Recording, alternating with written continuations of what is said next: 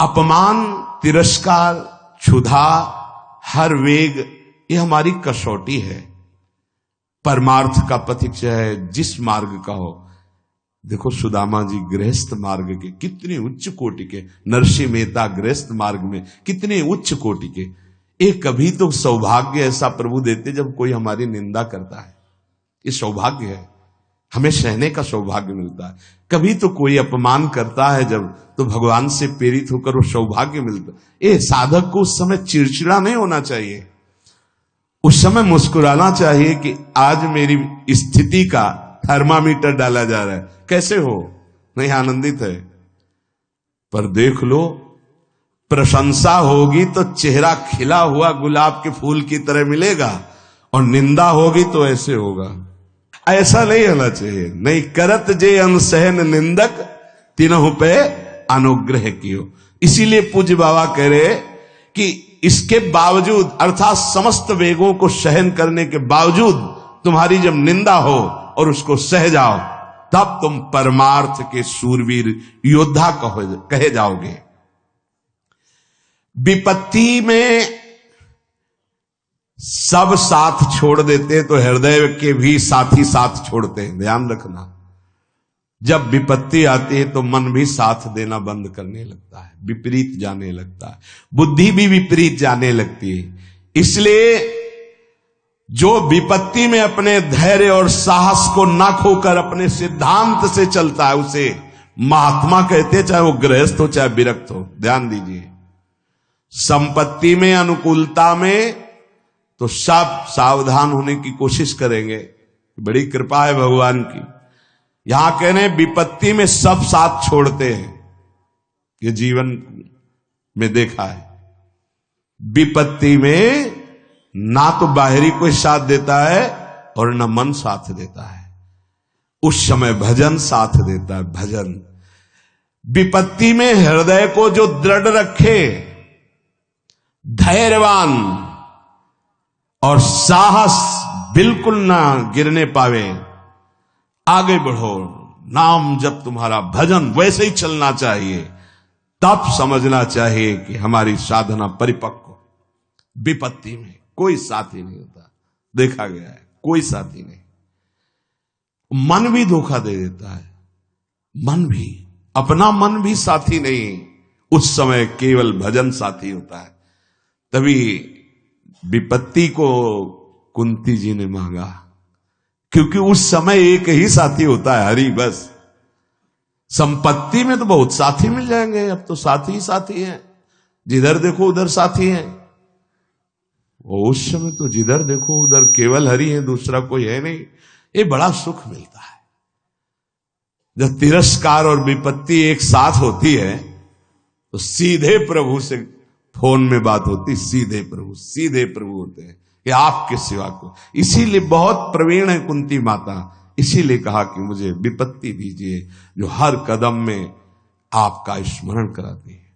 अच्छा, प्रभु जब कृपा करते हैं तो ऐसी विपत्ति देते हैं कि अंतिम श्वास तक वो बनी ही रहती है, अंतिम श्वास तक बनी रहती है।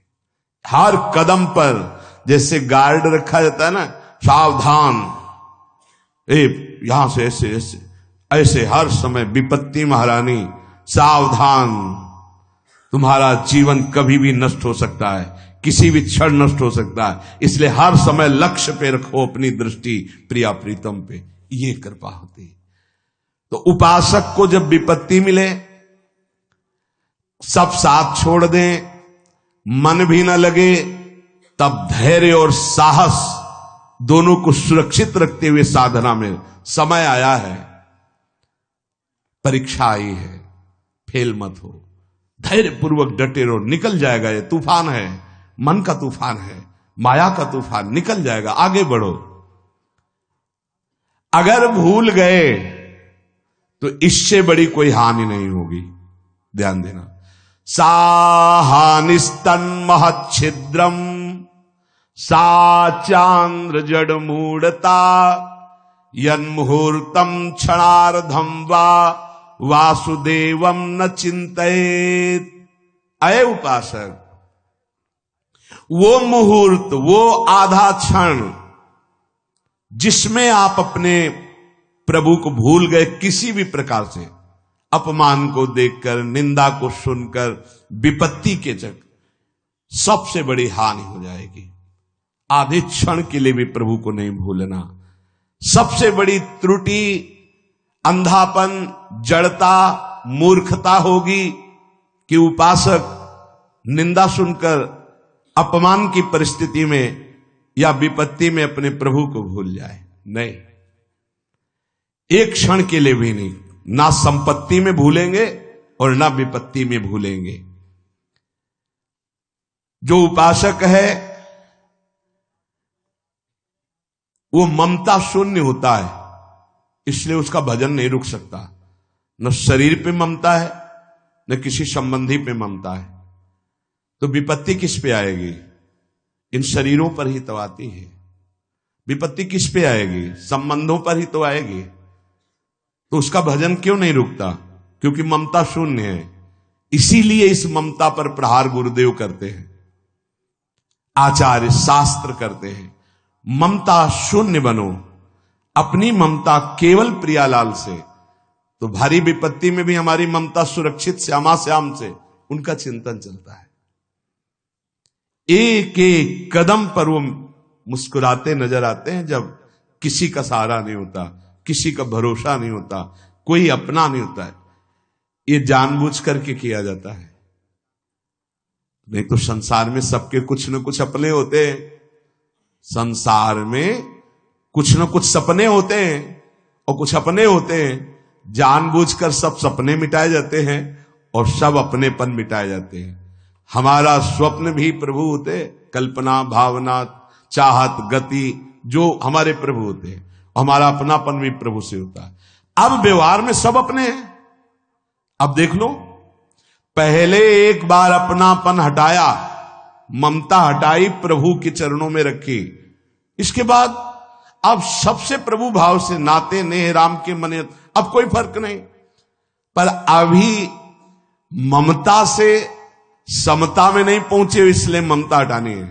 एक बार हटाओ, अपने शरीर से, अपने संबंध से, अपने इंद्रियों के भोगों से ममता हटाकर श्री जी के चरणों में। एक अहमता ममता ये जग में है दुखदाई, ये जब श्री जी की ओर लगे तो होत परम सुखदाई।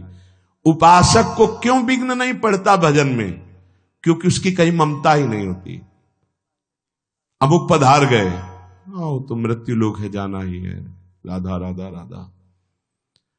बलराम ब्रजवासी बताते हैं कि उनके बगल में एक गृहस्थ भक्त थे, तो उनका पुत्र मथुरा गया तो एक्सीडेंट से पधार गया, और उनके 4 घंटे जप का नियम था, तो 2 घंटे हुए थे, वो जप रहे थे। सूचना ही कि आपके पुत्र का एक्सीडेंट हो गया और ऐसा ऐसा। तो उनका है या पधार गया? बोले पधार गया। बोले जब पधार ही गया तो आगे का कार्य आप लोग देखो, 2 घंटा रह गया, पूरा जप हो जाने पर ही हम उठेंगे। पूज्य श्री मुखिया जी महाराज जो इस समय गाते हैं, राधा वल्लभ जी इनके पिताजी, बड़े मुखिया जी कहे, जहां राधा वल्लभ जी के सामने हारमोनियम में ऐसे हाथ रखा और एक बार राधा वल्लभ जी को देखा, आंख बंद की, तो समाज पूरी होने के बाद ही आंख खुलेगी। इतने में सूचना है कि आपके बड़े पुत्र को अग्नि के द्वारा ऐसा, तो शरीर पूरा हो गया। तो बस राधा वल्लभ जी की तरफ देखा, आंख मूंद ली। पूरी समाज करने के बाद ही उठे। क्यों? क्योंकि ममता शून्य है। ममता युगल चरणारविंद में राधा वल्लभ लाल जी के जाने का समय निश्चित है, चला गया। अब हम श्री जी की सेवा में उसका मंगल ही होगा। ये आना बड़ा कठिन है। ममता का त्याग होना बड़ा कठिन। मन कह रहा मुझे ऐसा करना है, मुझे ऐसा करना है, मुझे ऐसा, कुछ नहीं बोलना। कुछ भी उसकी जलन जो हो रही है किसी से नहीं कहना, शांत गंभीर, खत्म। पर उपासक क्या करता है? जो कच्चा उपासक है, नहीं नहीं अब मेरे मन में आ रही, मेरे मन में जलन हो रही, मुझे ऐसा करना है, मुझे ऐसा नहीं। शांत, ना बोलना है जो मन में आ रहा है, ना उसकी जलन पर ध्यान देना है। अपने मंत्र नाम उपासना कर्तव्य में लगे रहो। शांत हो जाएगा। इसके शांत करने की युक्ति है, इसे मतलब मत रखो। जैसे एक पागल आदमी रोड में खड़े तुम्हारे ऊपर कंकड़ फेंके, थूके, गाली दे, तो अपने लोग क्षमा भाव से कि वो पागल है, ऐसे मन अभी पागल है, इसके निर्णय पे ना हो। ये क्षण क्षण में बदल, इसको भजन से मतलब नहीं है, इसको क्षण क्षण में नवीन नवीन प्रपंच चाहिए।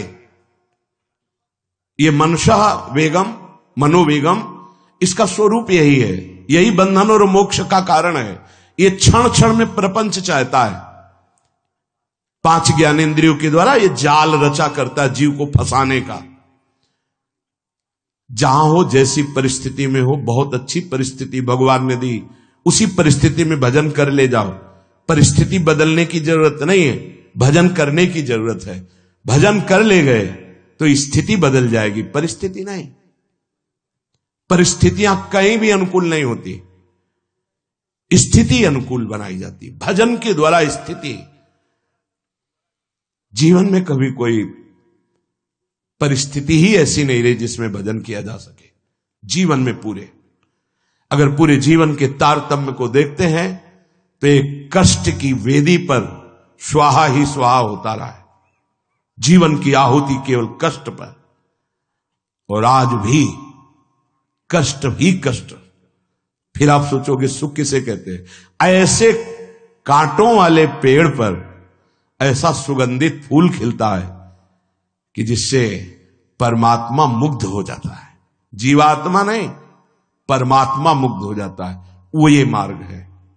उस सुमन को लेकर वो अपने श्रृंगार में लगा लेते हैं। सुमन, सुंदर मन, ये कांटों पे खिलता है।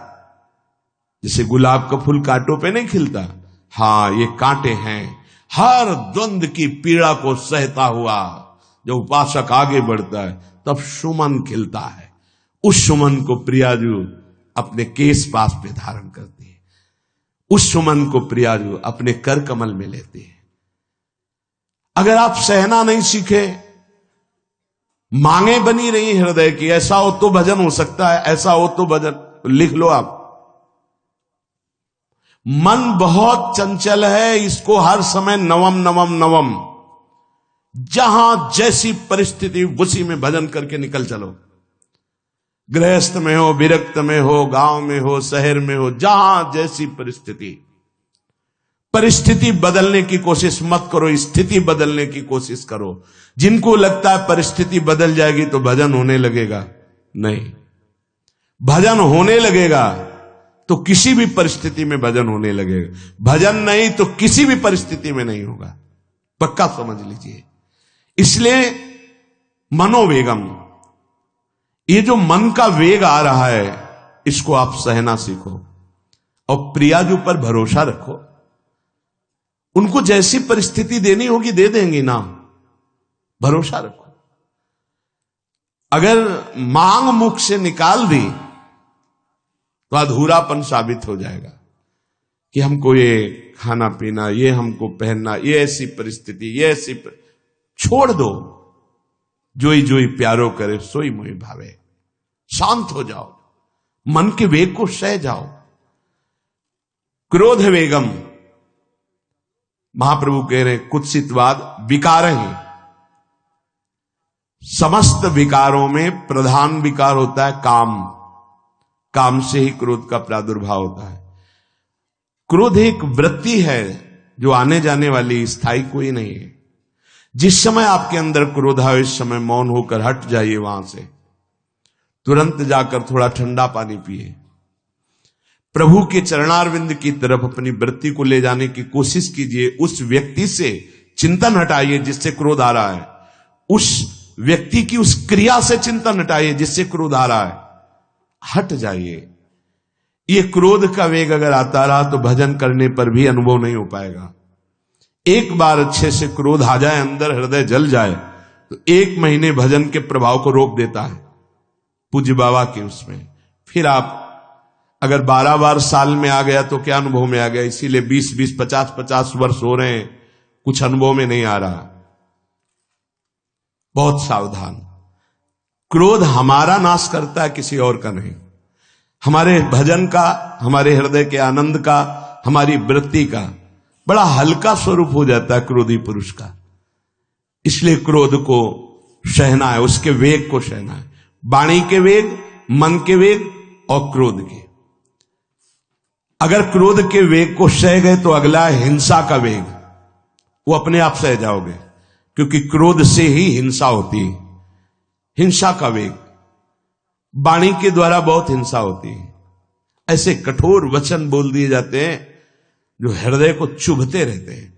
बाहर का डंडा लगा है, पिटाई हुई तो 2-4 दिन में ठीक हो जाएगा, लेकिन हृदय में जब पिटाई की जाती कठोर वचन के द्वारा तो 10 साल बाद अगर दिखाई दे तो फिर ये वो बोला था, ऐसा बोला था, वो हृदय में घाव बना रहता है। वाणी का हिंसात्मक स्वरूप प्रायः क्रोधी जनों में ही पाया जाता है। अगर क्रोध वेग को सह गए तो वाणी के द्वारा हिंसा नहीं होगी, और मन के द्वारा मलिन हृदय में हिंसा का भाव होता है कि चलो हम वैष्णव में मारेंगे तो नहीं, पीटेंगे तो नहीं आपको, लेकिन भगवान तुम्हारा नाश करेंगे, भगवान बहुत जल्दी, ऐसा भाव मन में, ये भी हिंसा है। शरीर के द्वारा तो ना वाणी के द्वारा, ना मन के द्वारा, ना शरीर के द्वारा। क्यों? उसके हृदय में भगवान बैठे हैं, हमको उनको रिझाना है, हमें निर्दोष होकर भगवत प्राप्ति करनी है। ये हजारों दोषों की पंक्तियां यहां हैं। कोई कह दे हम निर्दोष हैं, हमें लगता है कि यही सबसे बड़ा दोष है। नहीं तो अंदर देखा जाए ना तो क्रम क्रम से धीरे धीरे निर्दोष हुआ जा रहा है प्रभु की कृपा से। कोई जन्म से निर्दोष नहीं होता, वो तो अवतार होते हैं भगवान के। एक पद में था, शरण जिसको ले ली हृदय से लगा, और विषय पंख से धीरे धीरे, क्रमशः विषय पंख से धीरे धीरे उसको हटाया। हित जो महाराज जी के लिए आया, हमारे हृदय को धीरे धीरे निर्विषय किया जा रहा है। और सहत सहत बाढ़े भगत ग्रहतन गुरु हितगार, इन दोनों का मिलान कर धीरे धीरे सहाते सहाते हमें निर्विषय किया जा रहा है। आचार्य चरण, इष्ट देव, गुरुदेव कर रहे हैं, हमको राजी रहना है। जैसी परिस्थिति है, जैसी भी हमें गुरुदेव रख रहे हैं, इष्ट देव रख रहे हैं, हमें राजी रहना है। इससे क्या होगा कि हमारे अंदर क्रोध नहीं आएगा, गुस्सा नहीं आएगा। नहीं, ये इतना बेईमान मन है कि इष्ट देव पे भी गुस्सा कर सकता है, ये आचार्य पे भी गुस्सा कर सकता है, ये परम कृपालु गुरुदेव पर भी गुस्सा कर सकता है। क्रोध वेग सह गए तो वाणी और मन और शरीर के द्वारा जो हिंसा का वेग है उससे बच जाएंगे।